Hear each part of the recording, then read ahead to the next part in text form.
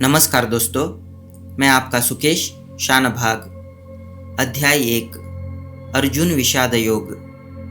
कुरुक्षेत्र युद्ध भूमि में अर्जुन अपने ही संबंधियों के विरुद्ध युद्ध करने की स्थिति से अत्यंत भ्रम, भय और शोक में डूब जाता है। दुख, मोह और भय के कारण अर्जुन दुर्बल हो जाता है।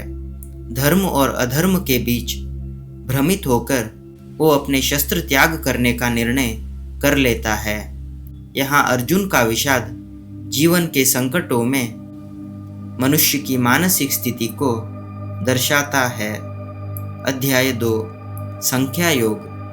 भगवान श्री कृष्ण बताते हैं कि आत्मा शाश्वत है जबकि शरीर नश्वर है। फल की चिंता किए बिना अपने कर्तव्य को ईमानदारी से पूरा करना तथा इच्छा और द्वेष का त्याग करके जीवन जीना ही सच्चा योग है। इस अध्याय में भगवान श्री कृष्ण इस गूढ़ सत्य को समझाते हैं। अध्याय 3 कर्म योग। हर व्यक्ति को कर्म करना ही पड़ता है, अर्थात अपने अपने कर्तव्यों का पालन करना होता है। जब बिना फल की इच्छा के कर्म किया जाता है तब कोई बंधन नहीं होता। फल की अपेक्षा से किया गया कर्म ही बंधन का कारण बनता है। निष्काम कर्म से श्रद्धा, समाज कल्याण और आत्म साक्षात्कार संभव है। श्री कृष्ण बताते हैं कि मुक्ति कर्म त्याग से नहीं बल्कि आसक्ति के त्याग से प्राप्त होती है। अध्याय 4 ज्ञान कर्म संन्यास योग। भगवान श्री कृष्ण बताते हैं कि ज्ञान से कर्म शुद्ध होता है और कर्म के बंधन नष्ट हो जाते हैं। भगवान के अवतारों का मुख्य उद्देश्य धर्म की रक्षा करना है। श्री कृष्ण घोषणा करते हैं कि वे धर्म की रक्षा के लिए हर युग में अवतार लेते हैं। अध्याय 5 कर्म संन्यास योग। इस अध्याय में श्री कृष्ण कहते हैं कि कर्म और संन्यास दोनों समान है, लेकिन निष्काम भाव से कर्म करना श्रेष्ठ है। जो व्यक्ति इच्छा और अहंकार का त्याग करता है वही शांति प्राप्त करता है। अध्याय 6 ध्यान योग।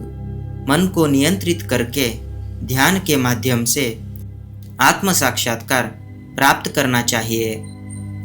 संयम और अभ्यास से चंचल मन को भी वश में किया जा सकता है। भगवान श्री कृष्ण बताते हैं कि आत्म संयम से शांति प्राप्त होती है। अध्याय 7 ज्ञान विज्ञान योग। श्री कृष्ण बताते हैं कि भगवान स्वयं सर्वशक्तिमान है और संपूर्ण सृष्टि के मूल कारण है। सच्ची भक्ति अत्यंत दुर्लभ है। केवल शुद्ध भक्ति से ही भगवान के तत्व को जाना जा सकता है। अध्याय 8 अक्षर ब्रह्म योग। मृत्यु के समय की स्मृति मनुष्य की आगे की गति को निर्धारित करती है। भगवान का स्मरण मोक्ष का मार्ग है। श्री कृष्ण कहते हैं कि जो व्यक्ति भगवान का स्मरण करते हुए शरीर का त्याग करता है वो मुक्ति प्राप्त करता है। अध्याय 9 राज विद्या राजगुह्य योग। मुक्ति सभी के लिए खुली है और भक्ति ही सर्वोच्च ज्ञान है। इस अध्याय में श्री कृष्ण बताते हैं कि सरल भक्ति के माध्यम से भी भगवान को प्राप्त किया जा सकता है। अध्याय 10 विभूति योग। इस अध्याय में श्री कृष्ण अपनी दिव्य विभूतियों का वर्णन करते हैं। भगवान की महिमा समस्त लोकों में व्याप्त है। जो कुछ भी श्रेष्ठ है वो सब भगवान की अंश है। श्री कृष्ण कहते हैं कि उनकी उपस्थिति हर जगह है। अध्याय 11 विश्वरूप दर्शन योग। श्री कृष्ण अर्जुन को अपना विश्वरूप दिखाकर अपनी दिव्य महिमा प्रकट करते हैं। इस दर्शन से स्पष्ट हो जाता है कि संपूर्ण सृष्टि उन्हीं में समाहित है। भगवान को काल स्वरूप और सर्वशक्तिमान के रूप में स्पष्ट रूप से जाना जाता है। अध्याय 12 भक्ति योग। निष्काम भाव और श्रद्धा से की गई भक्ति सर्वोत्तम मार्ग है। जो भक्त करुणामय है और द्वेष से रहित है, वही भगवान को प्रिय होता है। ये बात श्री कृष्ण इस अध्याय में बताते हैं। अध्याय 13 क्षेत्र क्षेत्रज्ञ विभाग योग। श्री कृष्ण बताते हैं कि हमारे शरीर क्षेत्र है और आत्मा क्षेत्रज्ञ है। जो व्यक्ति ज्ञान के माध्यम से आत्मा और परमात्मा के बीच का भेद समझ लेता है, वो व्यक्ति मुक्ति प्राप्त करता है। अध्याय 14 गुणत्रय विभाग योग। सत्व, रज और तम ये 3 गुण मनुष्य को बांधते हैं। श्री कृष्ण बताते हैं कि जो व्यक्ति इन गुणों से परे हो जाता है, वो मोक्ष प्राप्त करता है।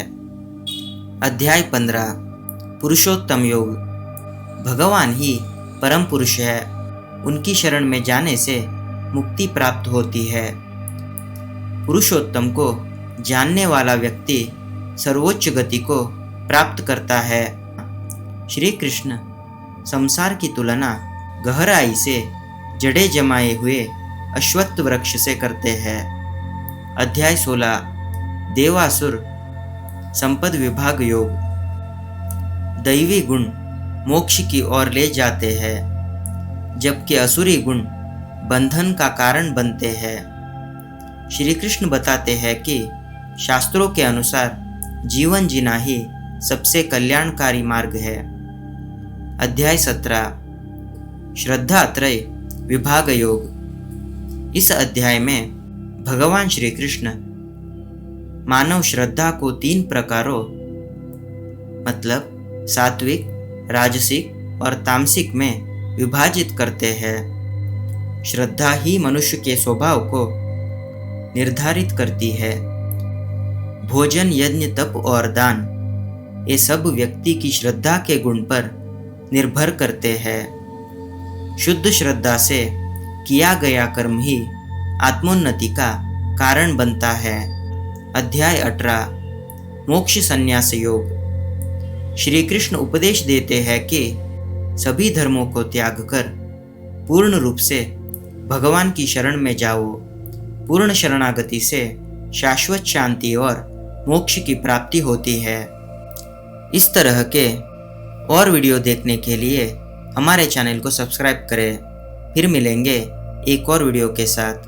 तब तक अपना ध्यान रखें। धन्यवाद दोस्तों।